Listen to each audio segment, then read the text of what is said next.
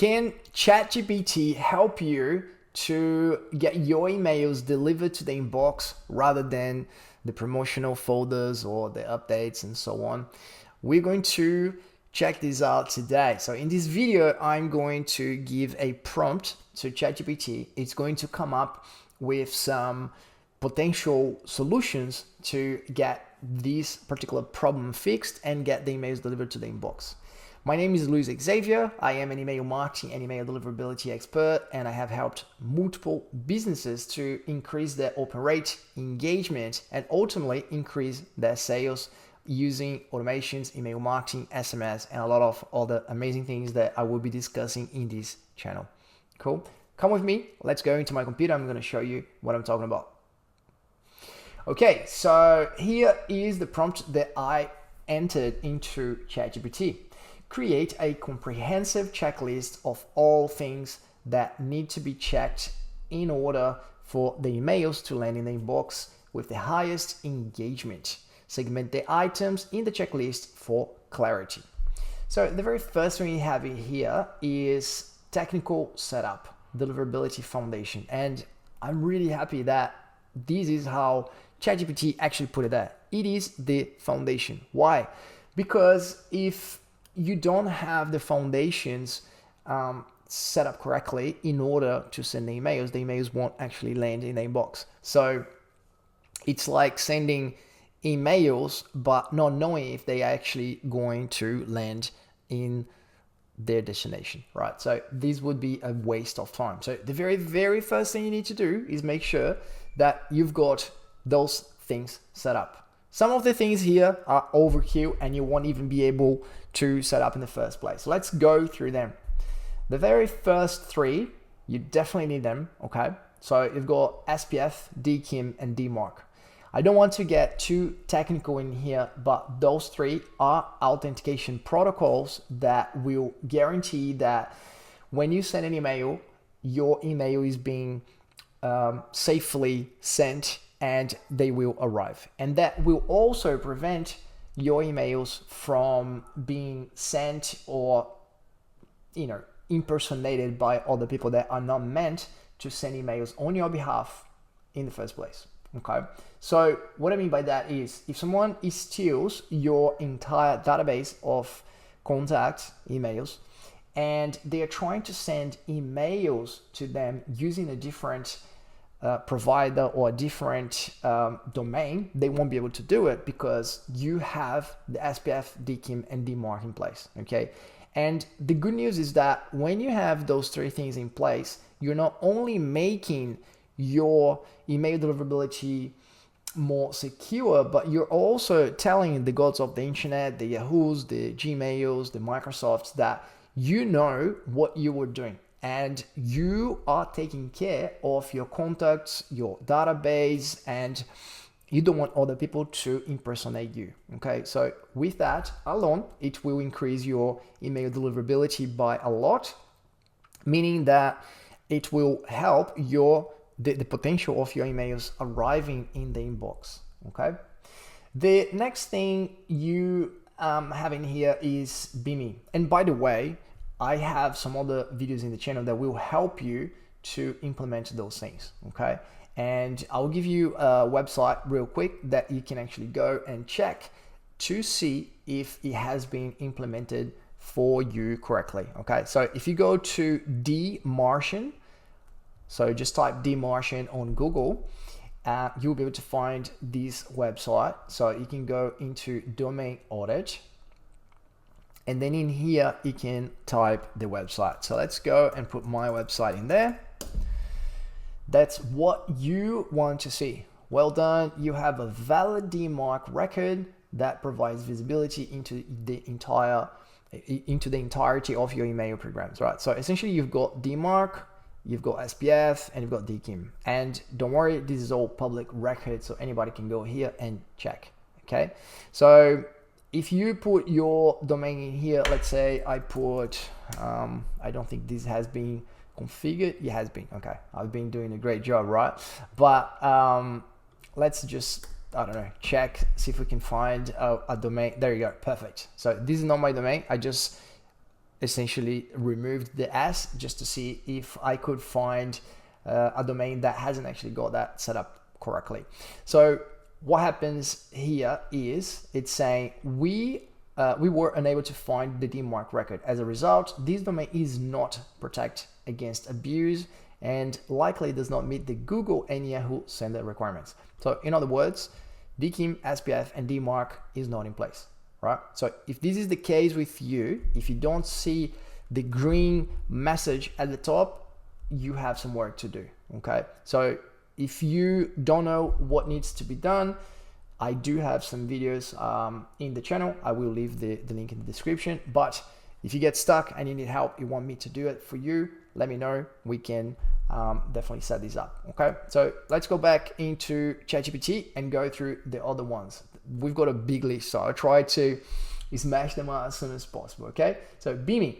Beamy is another layer of authentication, okay? So you would need to have DKIM, SPF, DMARC, and then we've got Beamy at the very top.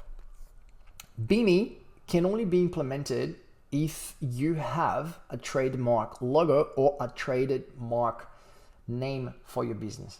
The trademark itself can take sometimes up to 2 years for you to get a trademark for the name or logo of your business, right? So while this is not a requirement for you to improve your email deliverability, if you already have a trademark logo or name, it's a no-brainer to really implement that. And that's something that I can help you with as well. And this would help you to have a little logo attached to your email address. So every time someone sees your email, they will have the little logo in there for your business. But although you can change the logo in your email itself, this is a lot deeper because it works not just as the logo itself, but it works as another form of authentication. So once again, I won't be very technical. I won't go into this, but I also have another video about Beamy that I explain what it is and how you can benefit from it, okay? Then we've got reverse DNS PTR. So this is a very good idea to implement as well, and for the most part it is good to implement this, right? And if you want more details, once again, you can either use Google or you can have ChatGPT to help you with this. But at the end of the day, this is not a major thing. It will help you, but not a lot really. So it's not something that you really need to worry about, okay? Infrastructure. Use a dedicated domain, subdomain for cold email marketing. So in this particular video, I'm only talking about emails that you have collected through forms, or someone essentially gave you their email address instead of you found a list and then now you are emailing them. So we're not talking about cold email. Let's just talk about the normal list that you have. You have a business and then someone gave you their email address. It could be a lead magnet that you provided to them. In exchange, they gave you their contact, right? So you do not need a dedicated IP. That's different from dedicated domain. So dedicated domain and subdomain is essentially, it'll be like the business.com, right? So, or it'll be email.business.com. So you want that 100%, but don't confuse that with dedicated IP. For dedicated IP, you would need to really know what you're doing when it comes to email authentication. Otherwise, you're actually going to do more harm than good, because you're going to be the only person using that particular IP, and then it's going to be very difficult for you to manage the deliverability if you don't know what you are doing. So separate domains from cold and warm 100%. So if you are sending traditional emails, that's what we're talking about in this video, you should 100% separate that from cold emails, okay? So if you're doing cold email, that should be a different domain, should be a different IP address, like everything. You should have a proper set up just for that. You could be using instantly to send your cold emails, and then you will be using Go High Level for your traditional emails. Okay. I won't go too much into transactional emails, but once again, it would be a good idea to have a different domain for transactional emails. And transactional emails will be the emails that you would use. Let's say you have a platform and you need to provide a password reset link for someone that wants to reset their password to enter into a portal or something like that, right? So let's say they don't want to receive your marketing emails, but they need access to the platform. So that would be a transactional email. So even though they unsubscribed from your marketing emails, you have a transactional email that you're going to be sending to them, and they will for sure receive that email. Okay. So that is a very good idea to have as well. Okay. If you need to do that kind of setup where someone needs to reset a password or something along the lines.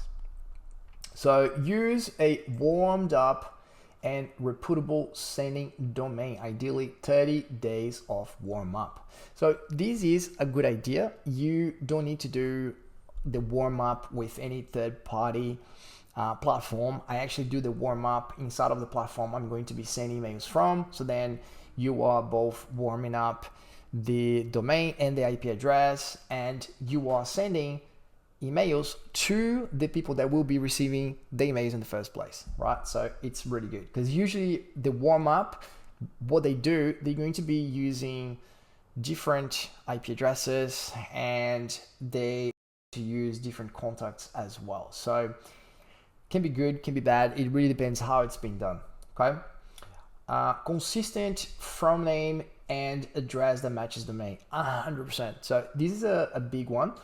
When you keep changing the name you're sending from, when you keep changing the email address you send from, that becomes very difficult because the algorithm don't know what you're doing, right? So if you send an email today from a particular name and then tomorrow you send from a different name, and then furthermore you have different schedules, you've got different volumes that you're sending contacts to and things like that, that becomes a problem. So always send from the same name if possible. So if you're sending some email from support, always use support when you're sending that kind of emails. And then if you send email from marketing, always send the same email and email address as well. So that is correct.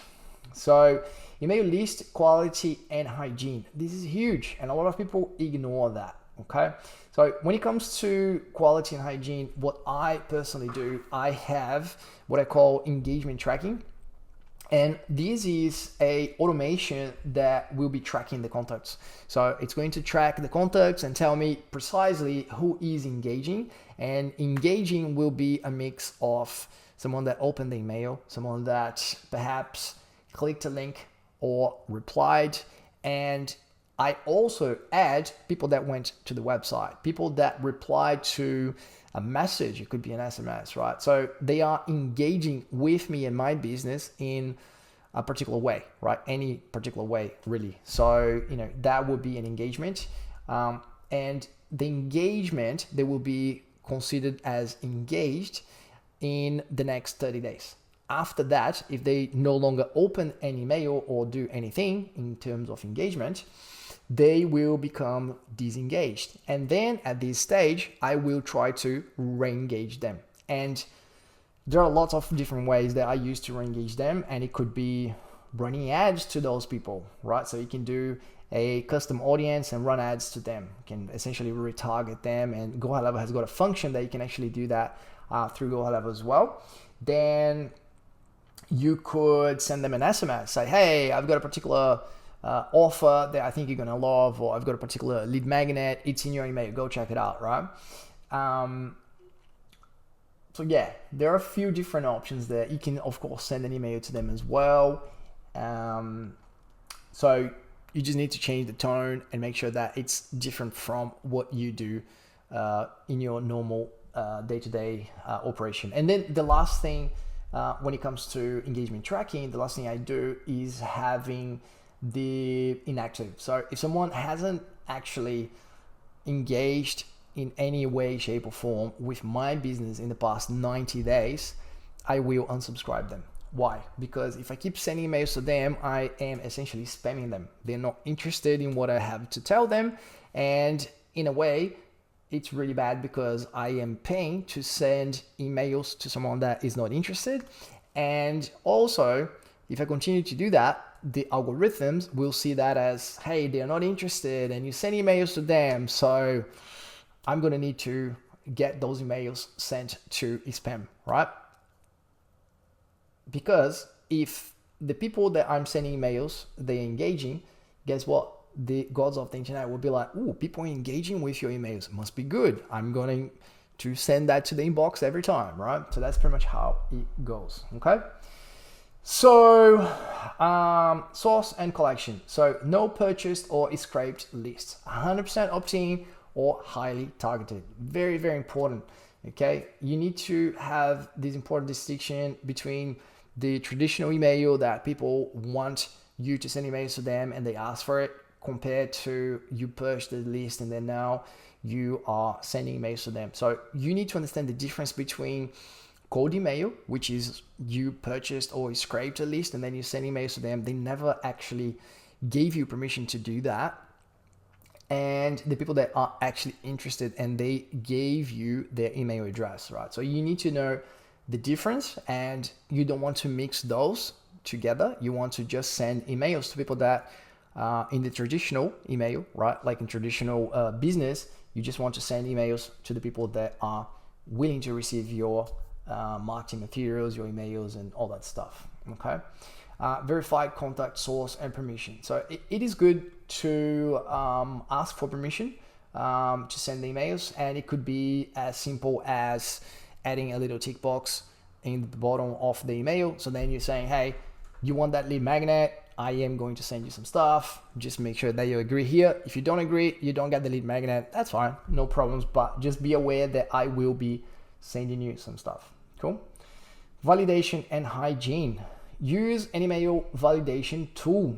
So in Go High Level, you actually have it built in, right? So let me go in here and show you where this is, right? So if you go business profile and you go down the bottom in here, you've got mark email as invalid due to hard bounce, okay? So if you have that ticked, it means that it will automatically do just that. It will validate the email. If the email is invalid, Go High Level won't send emails to this person anymore, okay? And it will remove them. So that's exactly what it does, okay? Identify and remove spam traps, roles, row accounts, and so on. So for this, I recommend a platform called Rion. If I can type it here. So just this one, and this platform is amazing, right? So go check it out, and what you can do, you go and you update your email list in there, and then it will check and tell you precisely which ones are good for you to send emails to, and so on, right? So it'll be exactly like this. So it'll be like this, those contacts are safe, this one's a row. Row means that it will be support at right? So it will be like a row email account. So maybe a lot of people have access to that particular email, meaning that they will ignore or they will mark your emails as spam. So sometimes it's not a good thing to send emails to those people. It really depends on your niche, industry, and so on, right? Same with catch-all. So it will essentially tell you everything you need to know, and then you can just remove the people that you shouldn't be emailing from your list, okay? Then we've got segmentation. Segment by engagement level. So that's exactly what I said. So I segment my contacts by engaged, disengaged, and inactive, right? And then depending what's happening with them, I will either continue to send emails to them if they're engaged, I will re-engage them if they are disengaged, and I will automatically unsubscribe them if they are inactive, okay? Separate cold leads from engaged users. Again, we already spoke about it, very important, and 100%, right? So geographic or demographic segmentation. So depending what sort of niche in business you have, this is important. But if your business is online, that won't really matter, right? Content and design, copywriting, subject lines, personalized, curiosity driven, or value focused or based, right? So 100%. So the subject line is very important because that's the very first thing that people will see. And you want them to be like, ooh, I want to check this out, right? Like, what are they talking about? You want them to open your email, okay? So avoid spam triggers, free, urgent, guaranteed. Once again, when you are writing your email, most platforms will give you a opportunity to check and scan the email to see if there's any words that shouldn't be there. So definitely go through that process. Then preview complements the subject line. So there is a little option that is preview, and you can type things in there and people will read that just after the subject line, right? So this is a sneaky way to show them what's inside of the email, but you can actually change that. So yeah, it's really cool and you should definitely use that, and that complements the subject line, so 100%. Clear CTA with only one primary action, 100%. So you shouldn't have multiple links taking people to multiple places. Just think like you wouldn't actually run an ad to your website, right? Your website, people just get lost there. So the website's a good place for people to get to know you if they arrive there organically, but you wouldn't actually send traffic to your website because people would just get lost there. Instead, you build a landing page and you have one call to action, and then people can only do one thing: buy now, book a meeting, and so on. Okay, and with email will be exactly the same. Message is conversational and personalized, and I would go further to say that you should be writing a very straightforward email where you are just typing, right, like you would if you were sending an email to a friend. Okay, so you wouldn't necessarily be adding like a header and then like this crazy signature with images and all that stuff. So people go overboard with newsletters, and you should just make it simple, right? Nowadays people want connection, and it would be amazing if they can essentially just open an email and it's just text and they can just read and interact and keep it simple, less effort at the moment. That's what is really working. Avoid all caps, excessive exclamation marks, and overuse of emojis. Yeah, so most of us are using ChatGPT to write emails, and it loves emojis. It's insane. So just be careful with that, right? Because people can see straight away it's just done by a AI, right? So you want to be using the language that people can connect with, conversational, not like full of emojis everywhere. It's just annoying. People know straight away that it's AI, right? Formatting, balanced text to image ratio. So there's nothing wrong about images, but you want to make sure that they are in line with what you're saying. Don't just put an image there for the sake of it, and don't put too many images as well, right? So yeah, just have a balance. And I don't think there is such a thing as a long email, as long as the email is a quality copy and is something that people will be interested. It will be absolutely fine. Use bullet points when possible, right? It really helps with readability. Mobile responsive layout. So most platforms will already have that built in, so you don't need to worry too much about that. But it's important to check and see how the email looks like when you're sending the emails to mobile. Use web safe fonts. So don't go into your emails adding fonts that might not be visible. So sometimes you go and make this crazy beautiful email and then it just looks horrible because it won't be the same when someone open from a simple email platform or something like that, right? So for the most of the time, this is not a problem, but once again, just keep it simple. Like, think about when you were sending an email to a friend, you're just gonna open Gmail, you're gonna start typing, send email, right? So do exactly the same thing, right? Because otherwise, you're just going to have like footer and header and then images everywhere, and it just looks very spammy, and people are like, they're trying to sell me something here, they don't even open, or they report the email as a spam, and it's just no good. Cool. Always make sure you have a unsubscribe link. Very important. Okay.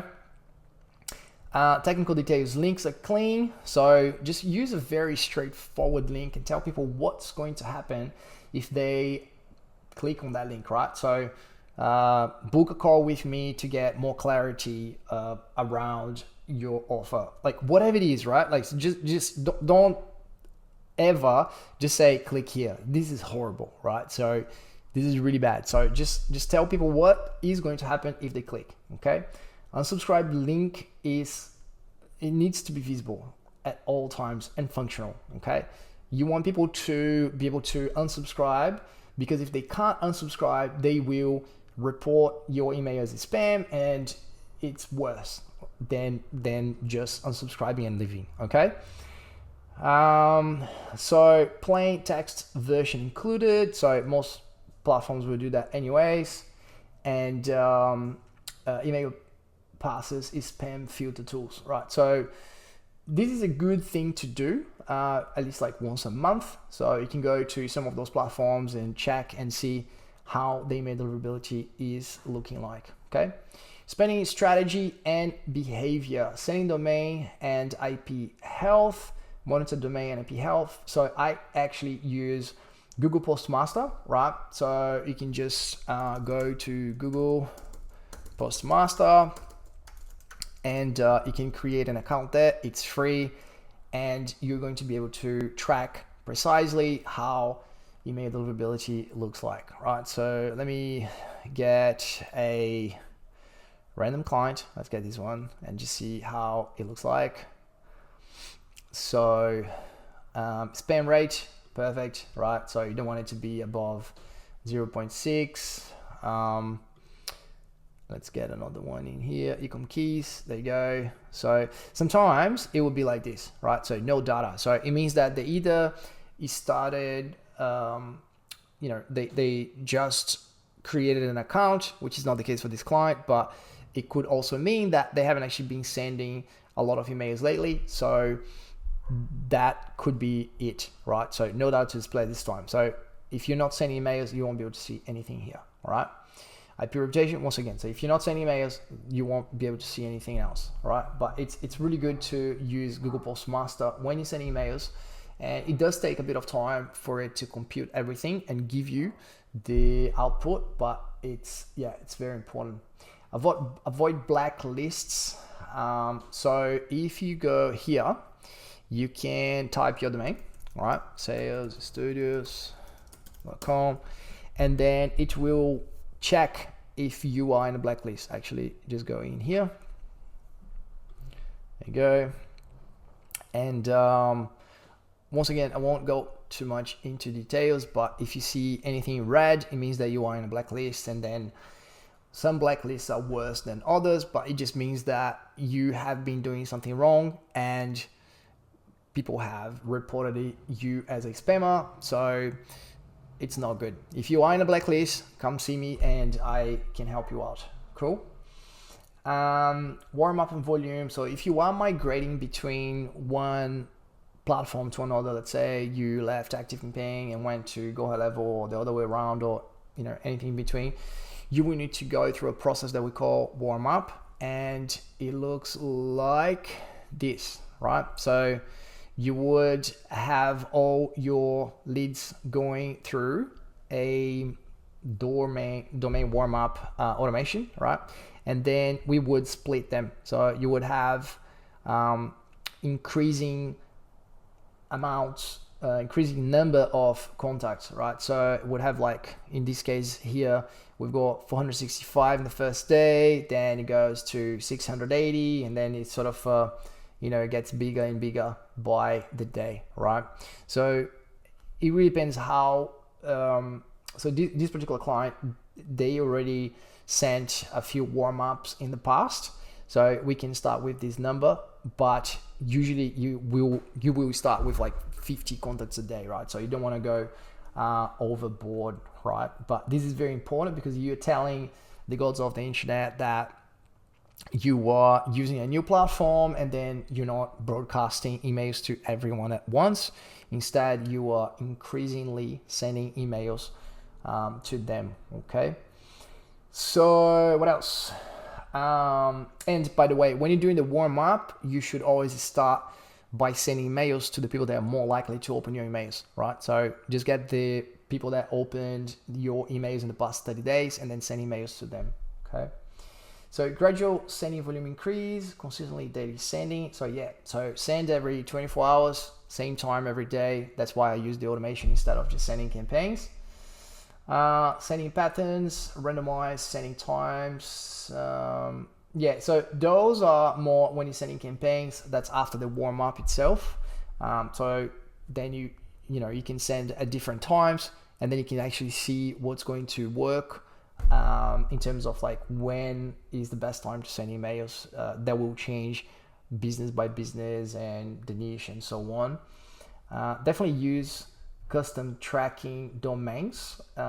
Go high level, and most platforms already have that kind of stuff. Use consistent sender. So once again, we already spoke about it.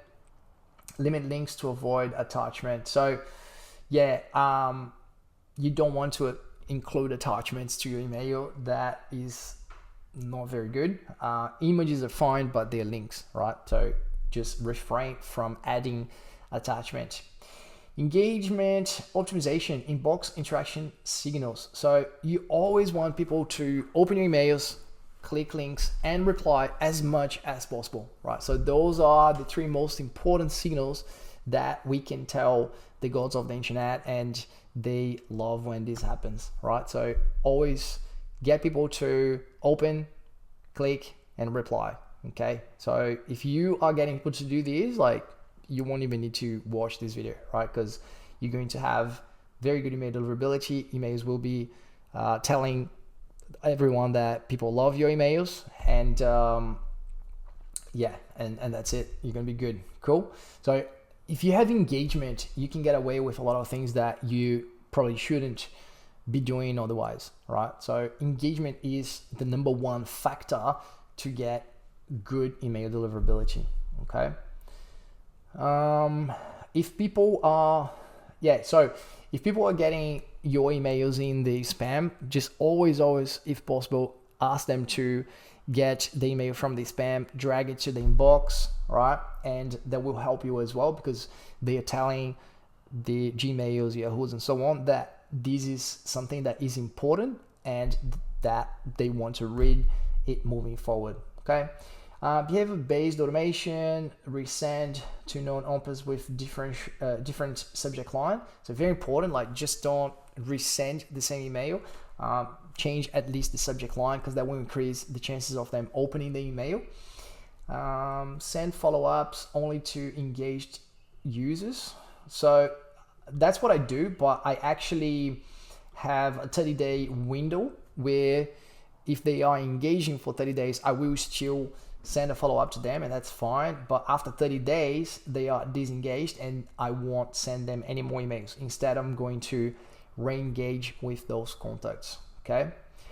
And to automate the list cleanup, that's exactly what I do. If they are inactive for 90 days, I just go and unsubscribe them.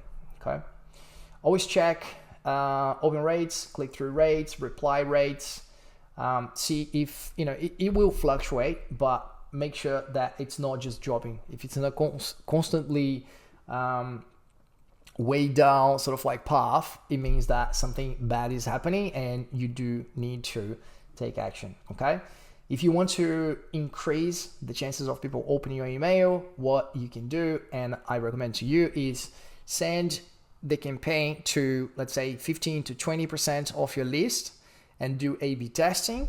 And then the people that opened, they will essentially vote. They will tell you like if they like email A or B, and then you can send that email to the rest of the list. Okay, so it's a very quick way for you to make sure that emails will get the best open rate. Monitor engagement, drop-offs, and adjust content sending time. So send emails at different times, then go back into your reports and check what are the best times, as in just check what emails got the best open rates based on the time that you sent those emails. And it's important to focus not only the times but days of the week as well. So you might send emails at different times, different days for a month, and then you can go back and see what times and days worked best, and then you can mimic that in the following month. Long-term strategy and reputation building, feedback loops. So very important. So check who are the people that are complaining, and if you can, just unsubscribe them. All right, just make sure that they won't complain anymore. Usually a complaint is them reporting that you are spamming them. Okay, so if they complain, most of the time most platforms will automatically unsubscribe those people, but if it's not the case, make sure that you do. Okay, monitor unsubscribe rate and spam complaints. Sometimes you send emails and those emails will trigger a lot of they're reporting that it's a spam, and they might unsubscribe. So you need to watch and see if this is the case, because it probably means that those emails are not good for whatever reason. So you need to go back and study and find out, investigate what happened. Okay, so then you can avoid sending those kinds of email in the future. Okay, engagement maintenance, regularly re-engage inactive users. Very important. I do that automatically. Offer value consistently.